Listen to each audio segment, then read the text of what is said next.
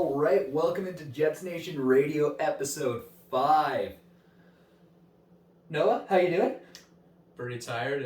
We're recording on a, Tuesday instead of a Monday. Just wasn't feeling too well yesterday. Yeah, we can forgive that. I get it. Illnesses happen. Still low energy, but it's not, I don't think it's COVID. No.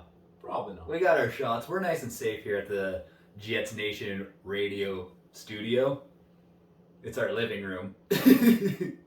As you can tell, we got a fancy couch. So, Very fancy. Very fancy. I think it was like the highest quality you could get in 1978. I was going to say 38. Yeah. Your grandma's grandma. That's like at least 300, like not 300, but at least like... No, this is a young family. This is a young family? Trailer park family. No, just kidding. We appreciate this couch. It has a lot of character. It's more comfy than it looks. It absolutely is. It might not be too aesthetic for the video, but you know, in our heart, it's the best that we can best, do. You know, not that we can do, but also just the best. Period. It's the best. Okay. All right. Well, let's get to the big question of the week. Who are your top 3 scorers for the Jets this season? I'm going to be pretty basic. I'm going to go Mark Scheifele. He's probably going to be the top goal scorer on the Jets. 70 to 80 point range realistically. Ceiling, maybe 90 points. Ehlers, he's going to be right up there with Scheifele, probably around high 60s, mid 70s realistically. His ceiling is probably high 70s. And then I got Pierre-Luc Dubois, who I think his ceiling is probably a point a game in 82 games, because I think he has a lot of skill to bring to the table. He just hasn't necessarily shown it yet for the Jets. Those are my top 3. So Scheifele, Ehlers, and PLD. I am going to go with also kind of a basic answer, but different. Scheifele, obviously, taking the cake. I think he's going for 92 for his ceiling. But realistically, probably like 85. That's where I'm calling it. It's not very far in between a realistic. No, but it's like the ceiling. We're calling it close here. And then Ehlers, obviously, my number 2. I think he ends up a point a game player all the way through. That was your Kool-Aid take a while back. That was, but I still believe it all the way through. And then your third is obviously going to be KFC. KFC, Kyle. I don't know if we're cussing on this podcast. I don't think so. So you can expect the expletive, but Kyle Connor, that guy. Yeah, it was a tough decision to keep him out of my top 3. Yeah.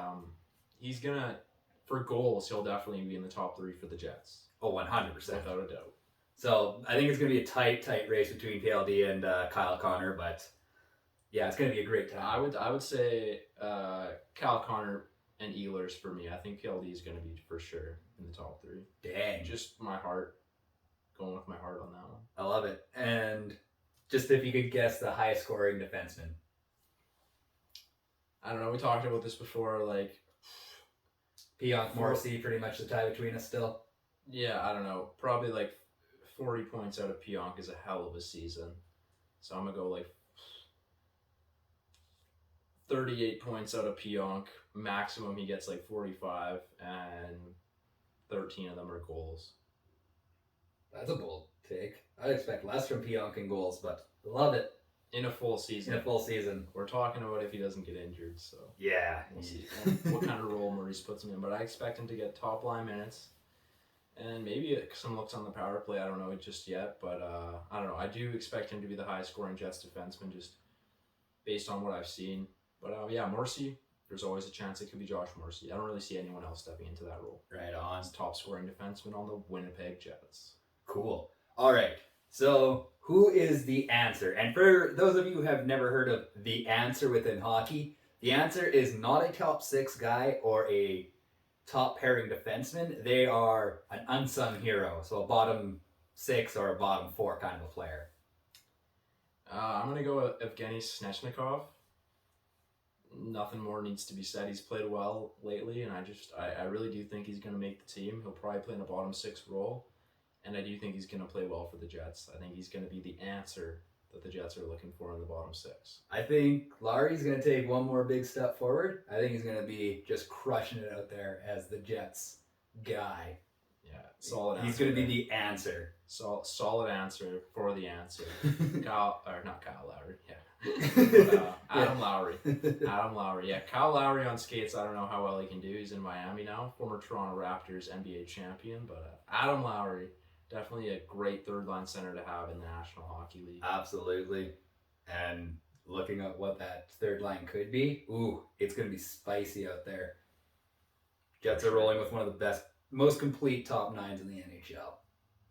Well, we'll wait and see on that one. We will, but that's also some of the Kool-Aid I've been drinking. Mikhail Berdin sent down to the AHL earlier this week. I don't know. No shocker here for me. I kind of had a feeling that the Jets would keep Eric Comrie, and if you go back and listen to previous podcasts, you can verify I have receipts that I did say Eric Comrie would be the Jets' backup this season. And, lo and behold, I'm right. So far. So far. They could call up the KHL beauty and Berdin or whatever. But I just think Maurice, I think it's Comrie's time. I think it's his time. If he doesn't show it this season, he's never going to. I don't know. I think his time has come and gone. He's played his 9 NHL games. He's got a terrible save. I don't know. There's no saving this guy at this point. So I don't know. I'm still a little bit crushed about this. Disagree. I think that Berdin's showing. He was pretty darn good against the... Is that the proper pronunciation? Are we saying it? We're probably butchering it. Or probably are. If someone could verify that we're butchering Mikhail Berdin's full name? Birdman? Either way, let us know, because we need to know if we're screwing up or not. But yeah, no, I thought he had a great showing the other night when he played. He just had nothing but shots fired on him, besides the first goal that he let in, which was kind of a rookie move. He wasn't paying attention, passed the puck behind him, and gave it right up to, I want to say it was an Oiler. I wish I remember who they were playing the other night. But either way, it was just a joke goal, and it was basically what you watched happen with Marc-Andre Fleury with the Knights in the playoffs against Montreal. Just bad move. Can't be saved. And it cost you. It cost him, and that one mistake cost Birdman, and I'm still a little bit disappointed. That's probably the move that they used. And Fleury is now not a Vegas Golden Knight anymore, and the Birdman is not on the Jets. So when you make mistakes like that, you gotta cut ties. Apparently, I would have forgave Marc-Andre Fleury because he's a great goaltender. He is 36 years old, and won 3 Stanley Cups. Every NHL team he's ever been on has made the playoffs. Yeah, I think that's a stat. Pretty sure. That's just Pittsburgh and Vegas. Golden Knights, so yeah. 2 for 2 at this point. Probably not going to go 3 for 3. I'd be very shocked. All right, never count them out. Never can. But I don't know. Chicago's not looking too hot this year. Okay, personality guys like Nate Schmidt. Just hearing him talk to Sarah Oleski the other night, that guy just had personality, just crawling out the wazoo.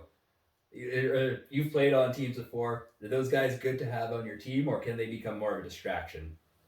Oh, I've never won anything. I definitely did play hockey. In my opinion, it's definitely good. I think someone has to loosen the mood. You need a captain serious. You need Jonathan Taves in the room sometimes. But you also need Patrick Kane, who's going to loosen the mood and just be partying all the time.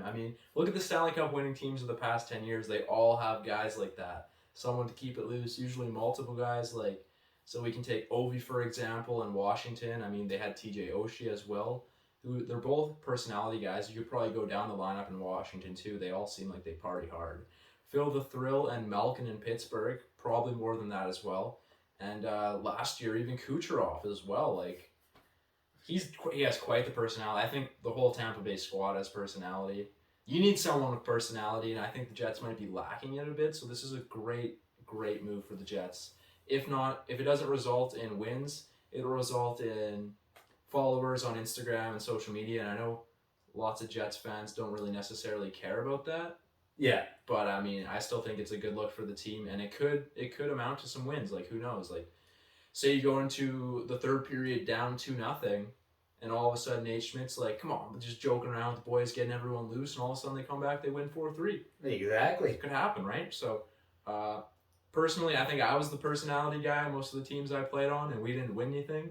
So don't take any don't take anything from that. But I do think the teams that have won Stanley Cups, they definitely have personality guys. What do you think? Oh, absolutely. I love personality guys. Even when you mentioned Kucherov there, I still kind of mad at him for him just not remember Hellebuyck's name, and the fact that he was mad that Vasilevsky didn't get the Vezina the year prior. But Yeah, that too. But yeah, no, it's just like lots of fun, and like those kinds of guys, you need them on your team. And like, there's nothing worse than working at an office where it's just like, okay, everyone's Mr. Captain Serious. Sometimes you gotta have the fun loose guy. Yeah, I do think Ehlers is quite the personality as well, though. Man, have you been checking out that guy's Instagram? That guy's looking like a stud every single time. He's not just looking like a stud; he is a stud. He's an absolute stud every which way. Those Danes. Whew. Chef's kiss. Yes. So, which Jet has the most pressure on them going into this season? I'm gonna go with Pierre-Luc Dubois. I answer him for a lot of your questions just because I think they're the right answer. Personally, I'm not just copping out.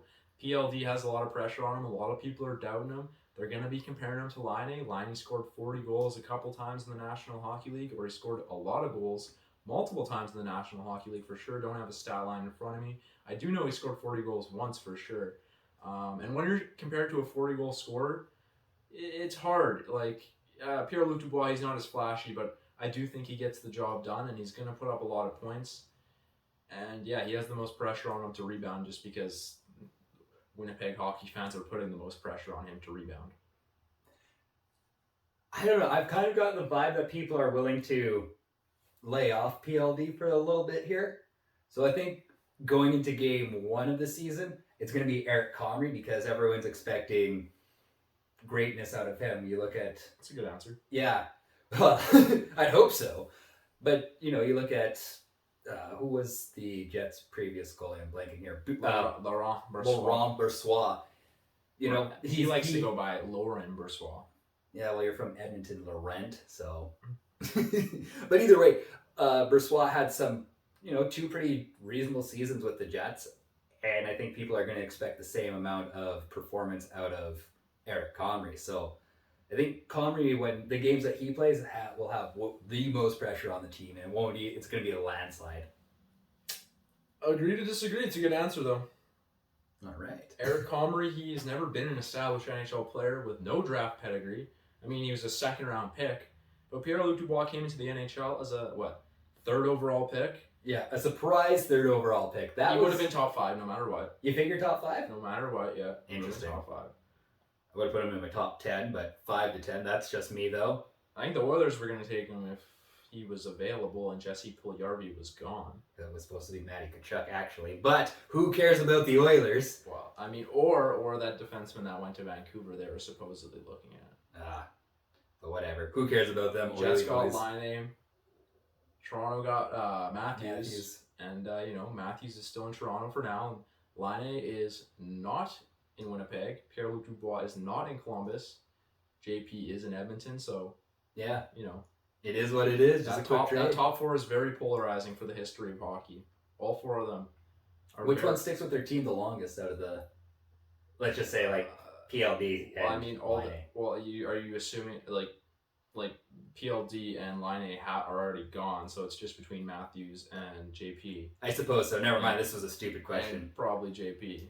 I don't know. Well, who knows about Matthews? All the rumors of him going back to Arizona.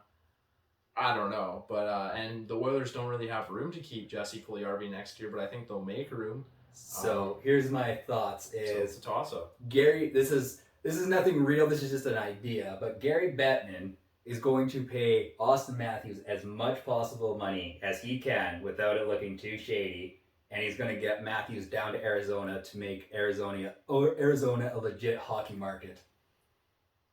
I don't know if it's going to be Gary Bettman, but the league would definitely be okay with that. They want to grow that market, obviously. They don't want to leave that market. And, yeah, I don't know if it's coming right out of Gary Bettman's pocket. But it's coming out of someone's pocket. It is. And, they're going to offer him 15. And how do you say no to 15? Well, if Toronto matches, sure, but still. Oh, no, I think there's going to be, extra spooky money involved here. We're talking full-on conspiracy here.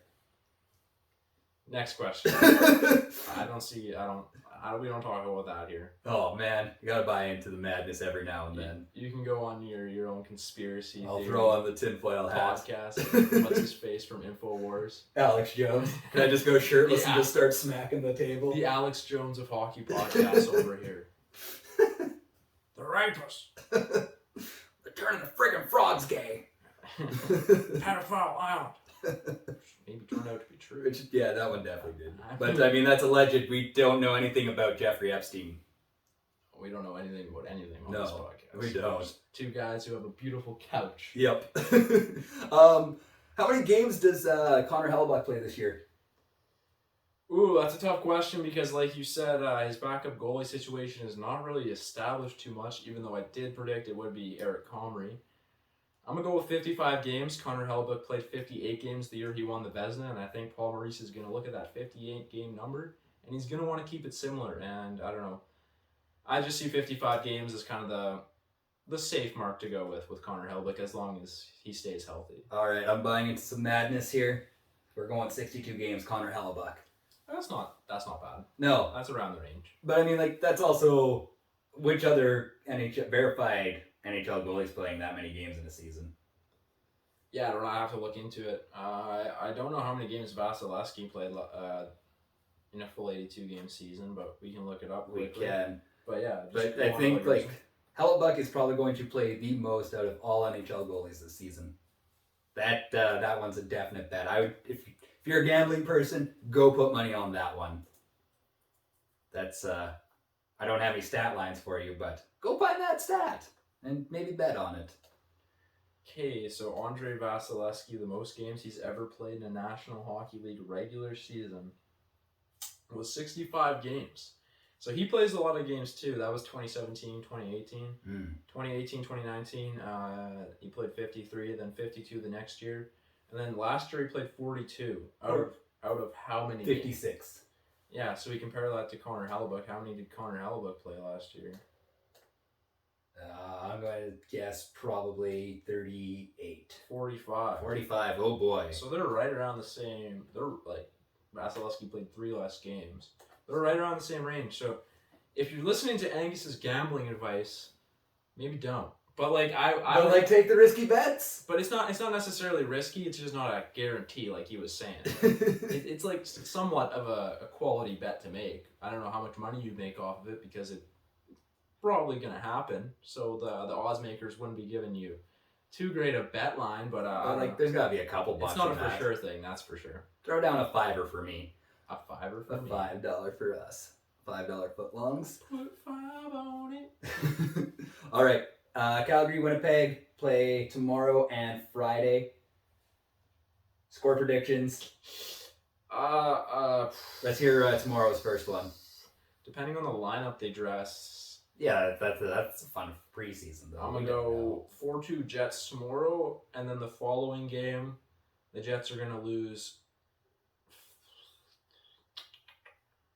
The Jets are gonna lose 2-1 in overtime the following night, or vice versa. They're gonna split it. I'm not good with scores. I mean, I don't know who is, unless you have like some kind of crystal ball. But yeah, the Jets split it. I'm gonna go. What did I say? 4-3 tomorrow. Yes. 4-3 tomorrow, regulation, and then 2-1 the following game. You know what? I'll go 5-3 tomorrow because there's going to be an empty net, but it's really going to be a 4-3 game. And then they're going to lose in overtime 2-1 the last game of the preseason. And then in the regular season, they're going to go 82-0. 82-0, I love it. Okay, so for my guess, I'm going 3-1 Flames tomorrow and then 4-0 on Friday night. For the Jets. There you go. Yeah, so that's that. All right, and we're going to move on into the final segment. Actually, let's talk a little Team Canada before we get going. We got, just quickly, what do you think of the 3 guys that were named to be on Team Canada? So Connor McDavid, Pietrangelo, and Sid the Kid, who's no longer a kid. He's still a kid at heart, but no surprises. I like it. Pietrangelo, maybe a little bit of a surprise when they could have went with McKinnon, but maybe they had to go with a defenseman. And I mean, he's been there before. He's won a gold medal. He's won a World Cup, Olympic gold medal. He's won a World Junior gold medal, I believe, as well. I don't know. I'd have to look into it, but some people might have been surprised by Alex Pietrangelo, but all this is telling me is it's going to be Crosby's the captain, McDavid's the assistant, and then they have to have like one kind of co-captain for the D, and it's going to be Pietrangelo. That's how I'm taking it. I think that's going to be your captains right there. Maybe they have another A somewhere in the forward group or on D, but Yeah, no surprise. I like it. I like seeing McDavid in there. So now that guy can finally stop saying, "Oh, if I make the team," he's being all humble. But yeah, I like it. It's exciting. Gets me ready for the Olympics. Can't wait to see Canada versus China, which is going to be like February 12th at like 9 a.m. or something, I think, if my memory serves me right. Around there. Yeah. There's nothing I'm looking forward to more than the Olympics, if I'm being honest. Like, I was 10 years old, maybe 9 years old, I guess, 2010. Sidney Crosby, he scored the game winner in Vancouver. I remember I was crying my eyes out. Zach Parise. I guess he was Zach Parise back then. He's Parise now. He scored the game time goal for the United States in the last like 30 seconds, and we were like counting down like it might have even been 10 seconds, but the crowd was counting down, and then all of a sudden Parise scored, and it was just dead. I started crying, and this drunk guy came up to me, and he's like, "It'll be better if they win in overtime anyway." And I was like, "Shut up," kind of thing. I didn't say that, but I'm like, "Yeah." And then they won in overtime. I'm like, "Yeah." It was such a great time. It was like the most like electrified I've ever felt like a city. Like Winnipeg just felt like it was like the whole city felt happy that day. I don't know how to describe it, but it was something I don't know if I'll ever see or feel again, but yeah. So even the Bombers winning in 2019 didn't have the same feel, even though it felt great to be in Winnipeg for like the 2 weeks following the Bombers winning the cup. It was great, but the thing about the Bombers is that I had so much heartbreak. I kind of stopped following until that point. I have since started following again because they're so good and so entertaining. But they had just broken my heart so many times that I stopped caring as much, and then I started caring towards when they got Zach Collaros. I'm like, this is a really good move, and it was really exciting. But I don't know, hockey's just a different breed for me. It just means much more. Right on. All right, and then we'll wrap things up here with our hot and cold performers of the week. You didn't want to answer about what you thought about the Olympics? Oh, shoot, right. I'm sorry. I got it jumpy here. We'll come back to hot and cold performers in a hot second. I like it. Again, like Landeskog threw me off. Not Landeskog, Parise threw me off. Pietrangelo, there we go. I would have said Petrovic next, and that definitely wouldn't make the hit. Pietrangelo, yeah, threw me off. I was kind of expecting... Actually, I had no idea who to expect because I just kind of caught it on my news feed there. And I was like, oh, yay, McDavid's there and Crosby's there because Crosby's a token right now. Like, he's guaranteed to make the team this year. So is McDavid. Yeah. So... I would argue so is Pietrangelo. Yeah. I guess I just don't watch enough of the Blues to remember that he's there. Yeah, I don't know. I just think they wanted a leader and he's going to be a captain, so... Might as well. What I'm taking out of it is those are their... captains and 2 A's. Maybe there'll be another A, but I don't. Maybe. I don't know. Maybe McKinnon telling everyone you shouldn't be eating fast food. Yeah, fucking McKinnon. I eat In-N-Out burger every now and then too. We could have a whole podcast about that. Stories about that guy being, from what we hear, allegedly a tool. Not a tool, but just a bully. Or that. Yeah, well, whatever. Whatever. Michael Jordan was a bully. He was a bully, but I mean, Jordan won. Yeah. McKinnon will win the Stanley Cup, and he'll have some success at the international level. But I don't know if he can really go around bullying people to the extent that we've heard. Just as of yet, like he hasn't won anything I don't know. I don't know anything. Whatever. We can move on. We'll move on to the final portion of the podcast. Yes, we are finally here. Hot and cold performers of the week, Noah. What do we got? Hot performer of the week, I'm going to go Evgeny Sneshnikov. I've just loved the way that he's played. I think he's established himself as definitely a keeper for the Jets. Enough said about that. And cold performer of the week, we're going to go with Facebook. Facebook went down, kind of sent the whole world into a frenzy. Like, what do we do now? We can't go on Facebook or Instagram. It's like, yeah, like, I don't know, just live your life. I don't know. It was weird for me too. Like, I do go on Facebook more than I thought I did, and I do go on Instagram more than I thought I did. But yeah, cold performer of the week, Facebook. Apparently it was just a glitch. It was just like someone accidentally hit the wrong button, and then they had to send people into these rooms to like restart the system. It was an interesting day. I think it'll be one for the history books. It'll be a day of note. The day that Facebook went down for multiple hours, and the world was like, "Oh my gosh." Okay, did you send me something where saying that Zuck lost $6 billion an hour? I don't know. I saw that the Facebook, he probably did in like ad revenue, but I saw that the Facebook the stock was down like 4%, which is like $14 or something. So I mean, the stock went down, but like I could definitely see him in ad revenue losing so much money. But I don't feel bad for him. Like he has a lot of money. Yeah, $6 billion is a drop in the bucket. Also, if we're gonna talk about Zuckerberg, we gotta talk about, just a side note, one of my favorite movies, The Social Network. Severely underrated. That's all I gotta say. Love it. Andrew Garfield should have won like all the awards, but he killed that role. Love it. All right, and my hot and cold performers, they go to the Prince Albert Raiders and their third jerseys. Oh, if you haven't seen them, go look at them and just be disappointed that A, that those were actual jerseys at one point, and then B, who came up with these jerseys? They are Discontinued already. Like, what was it, a day? Is that all it lasted? Yeah. I'm so glad to hear that, but they took a very caricature version of a Middle Eastern person, and yeah, it was brutal. The big old sword and a hockey stick. So, PA, you goofed up for even considering that, and you didn't see your issues. So, Prince Albert Raiders, I know you took them off, but that's still a cold performer of the week. And hot performer of the week goes to my Toronto Blue Jays, putting everything they had into that playoff run, stressing out the entire country, and then couldn't quite do it. One game in 162, they could not pull off an extra win. You know, it hurts the most when you give it 100% and you still come up short, but I appreciate that the Jays, they were the best team in baseball, I believe, for the last couple weeks of the season.